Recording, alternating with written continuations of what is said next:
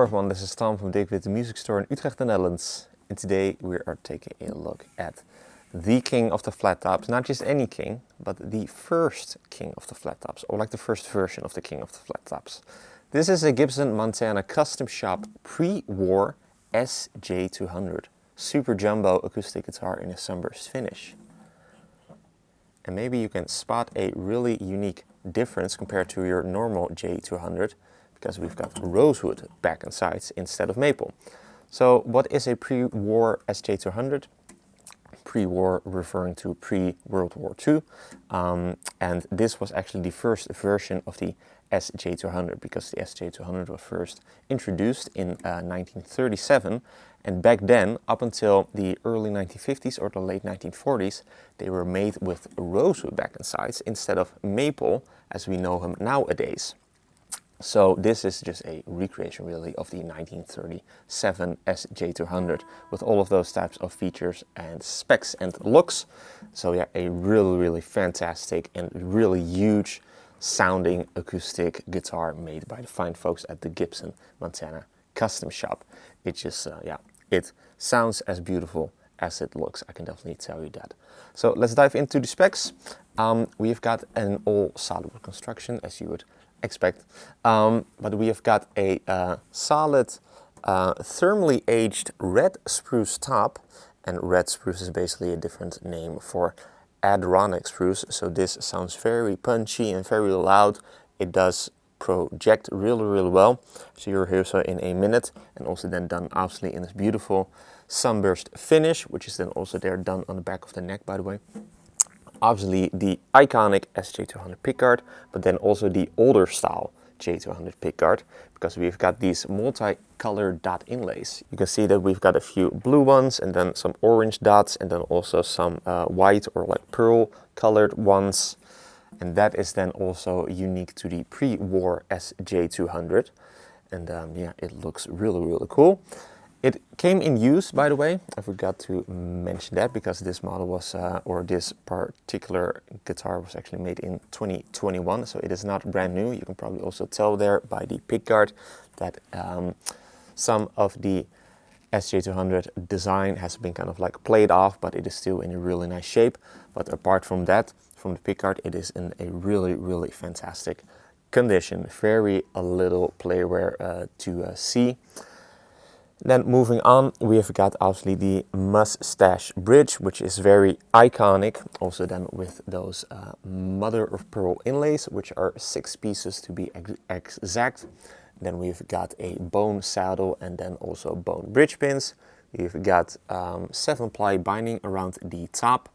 And then around the back we have got 5-ply binding. And then moving on to the back and sides, we've got obviously this beautiful solid rosewood. I'm guessing that this is Indian rosewood of some sort, but it looks absolutely fantastic and it also just sounds really fantastic. Definitely has a different character compared to the more common maple J200s that most people know. They also sound absolutely fantastic, but this is definitely a different beast, if you will, as you'll hear so in a minute. And then moving on to the neck, we've got a multi-piece neck, 2 pieces of maple with a walnut center strip, beautiful flame maple, as we can definitely tell. Also then done in that same burst color that you find on the top. And then the fingerboard is made out of what appears to be ebony actually, which is also then unique to the pre-war J200, because normally nowadays J200s get a rosewood board, but not this one, because in 1937 it didn't come with a rosewood board, but with a fingerboard made out of ebony, looking real beautiful. Then obviously also the bridge is also made out of that. It's also then bound, and then on the side we've got these tortoiseshell inlaid side markers, looking really nice. As for the profile, by the way, Gibson describes it as a round D profile, which is accurate. Also then, yeah, maybe like D/C-ish when it comes to the shape. It is a little bit beefy, not like really beefy, but it is like a little bit more beefy than your medium type of neck made by made by Gibson, but not like too beefy as in that it is like baseball bat, but it is a little bit above average when it comes to the size, but just really nice feeling and nice playing, very comfortable. Then we've got a bone nut with a 1.724 inches nut width, so yeah, plenty of room there. And then we've got this really cool pre-war style Gibson headstock with your old school logo there done in mother of pearl, along with your crown inlay, and then your binding, and then your SJ-200 style bell truss rod cover, looking really sweet, and then also binding, as we can tell. And then on the back of the headstock we've got a stinger, maybe a little bit difficult to see because of that burst, but there is indeed a black stinger, so the entire back of the headstock is just totally black. And then we've got these really fancy looking Grover tuners, which are the Grover Imperial tuners, and these are very fancy looking, and they also just work really great.